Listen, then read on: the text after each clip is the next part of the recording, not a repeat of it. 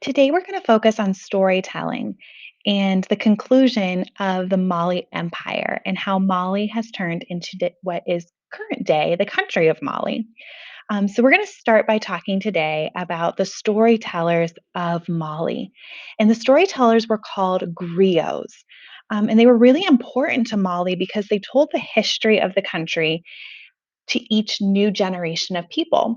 So, here in the United States, we often like to read stories in books or in movies or in TV shows.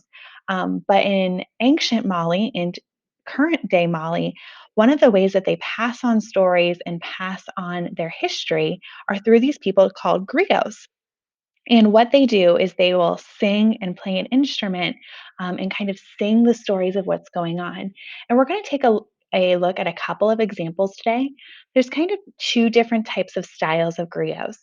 One is that they're playing a musical instrument and they more speak in the background, whereas another type of griot will actually sing along with the music. So we'll take a look at both of those today.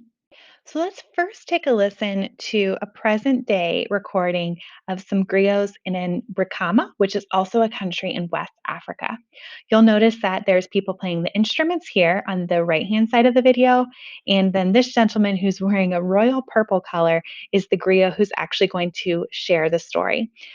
We're not, of course, unless we speak the language, aren't going to be able to understand the story, but we can appreciate the music and the rhythm and how it sounds so beautiful as the griots are telling the story. We're only going to listen to the first minute or so just to get a taste of what it would sound like. So let's take a listen.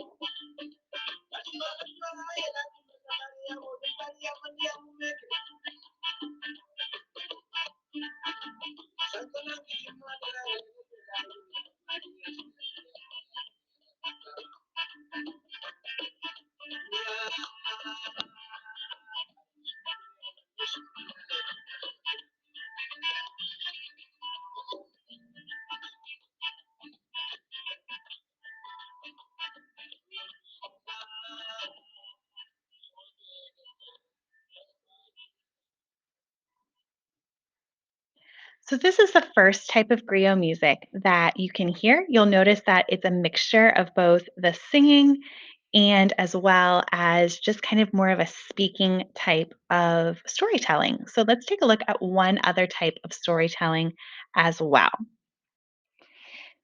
This type of griot performance is definitely a performance, whereas the other video that we watched was definitely more of just a everyday walking down the street, someone telling a story, and others being able to listen. This is definitely more of a performance, kind of like what we would see as someone going to a concert or someone going to a play and really performing, but will also give us an idea of what it would be like to listen to a griot in Africa. Let's take a listen.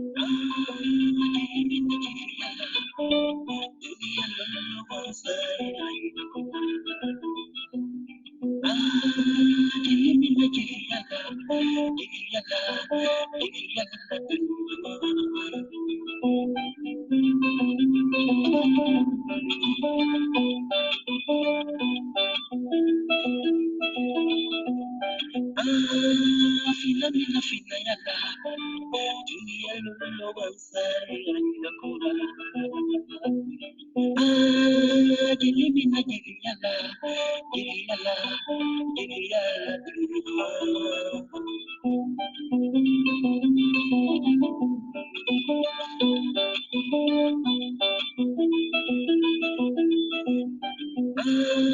Taniyile huma, nagina jige huma mana. Taniyile huma, mali jige huma mana.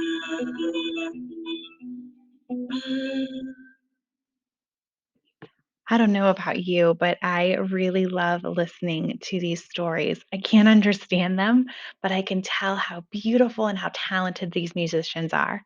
Let's take a listen at a few of the more popular stories that often would be told by griots in West Africa. You're probably more familiar with West African stories than you know. There's two particular types of stories that I want to make sure that you know are stories that actually came from griots. If you're familiar with Anansi the spider, who is quite a trickster, Anansi's spider stories were told by griots and passed over generations of people and are still popular even here in the United States as well. You can read stories of Anansi the spider on epic books or Raz Kids books. My personal favorite is Anansi and the Talking Melon. So you'll have to take a listen and see if you enjoy that one as well. Another of the most popular stories that came out of West Africa and Disney actually picked up is the story of the Lion King.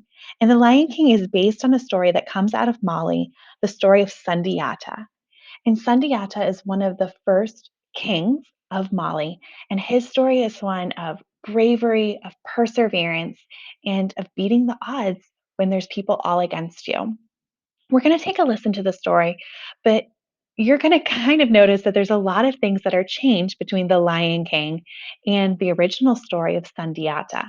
But if you listen really carefully, you'll notice some things maybe that are similar about the character or setting of the story, especially with family members and things like that. So let's take a listen and see if you can find some similarities between The Lion King and Sundiata and really listen to the story of courage and see if you can find some other habits in this story. The legend of Sundiata was passed down over years and years from griots. One person would retell the story to the next and to the next, and the story would continue to be retold over the years. It turned from stories into legends, but one thing that we do know for true, there is a wonderful king named Sundiata, and I'm going to tell you part of his story today. Sundiata's father was a chief named Magan Konfata, which translated means Magan the Handsome, and the lands he ruled were the northwest part of the modern country of Guinea.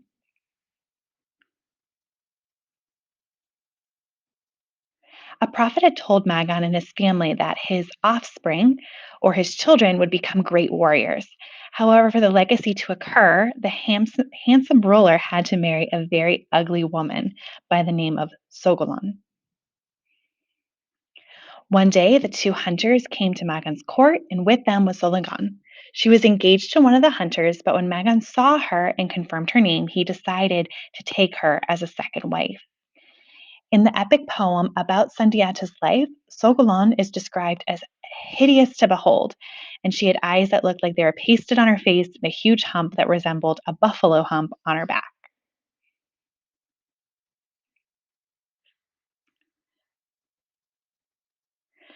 Sogolon had become pregnant with King Magalan's son Sundiata, who was born around 1217 AD. Sundiata's parents were dismayed that Sundiata seemed to inherit his mother's qualities instead of his father's. He had a head that seemed huge for his body and large, strange looking eyes. He was still crawling when other children his age were already walking. While growing up, Sundiata was constantly teased and ridiculed because he was disabled and couldn't walk. However, his father, King Magan, still loved him and protected him. King Magan's first wife, who was called Sansuma, was very upset about this because she wanted her son to be the king's favorite. Her son's name was Dakaran Tomen, and she wanted him to inherit the throne. When Sundiata was 7 years of age, his father died and the power base shifted. So Dakaran, or his cousin, became king, and Sunsuma, his mother, had gotten what she wanted. Not only that, but a council convened, and because Tauman was still young, they gave Sunsuma a great deal of power, and she took her revenge on Sundiata and his mother. So the aunt and the cousin become king instead of Sundiata, and this has kind of left him in a very dangerous position after his father's died. Now that there was no one to protect them, Sundiata became strong. Through his own work and willpower, he learned to improve his body and he was soon able to walk. In some of the stories will say that he learned how to walk with a piece of metal that kind of turned into this giant bow. By the time he was 10 years old, Sundiata had transformed from a weak cripple into a young man who had the strength of a lion and who spoke with authority. Now that Sansuma held all the power, Solongan began to fear for her life and the lives of her children, and she was afraid that they would be killed. And she and her children fled and eventually came to the kingdom of Mima. The king there, who was called Musa Tukaran, offered to give them protection. Sundiata became Musa's favorite because he had worked so hard to overcome his physical weakness and life hardships. Sundiata became an important member of Musa's court and was eventually appointed viceroy. In this position, he ruled the kingdom while the king was away. So even though Sundiata was an exile from his own country and they were fearing for his life, he found this new important role in this new country where his mother had taken them to save their lives. However, a larger sphere of influence was soon to belong to Sundiata. When he returned to his homeland, Mendika had been conquered by the king of Soso. The kingdom of Soso was treating the Mendika tribe unfairly and crippling them with taxes. And the people were on the edge of a revolution, but they needed leadership. With the help of a large number of soldiers from Musa's army, Sundiata went to war against Kante. He had to get many tribes to band together to make this battle successful.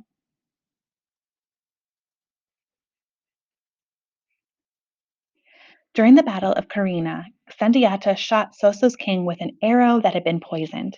Kante died, and it was the first important victory battle that had been led by Sundiata. The battle took place about 1230 AD and marked the beginning of the Mali Empire. After the Battle of Karina, Sundiata quickly seized power and he led his soldiers to the Soso kingdom and conquered them.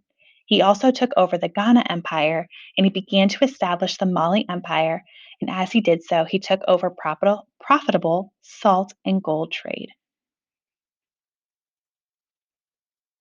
And there's the country of Mali as we know it today. This eventually led to Mali becoming an incredibly rich as well as powerful kingdom. And he made the city of Niani his capital, and he reigned there for 20 years, bringing peace and prosperity to the region. For the next centuries, the Mali Empire was the most important kingdom in West Africa, and there are different stories regarding Sundiata's death.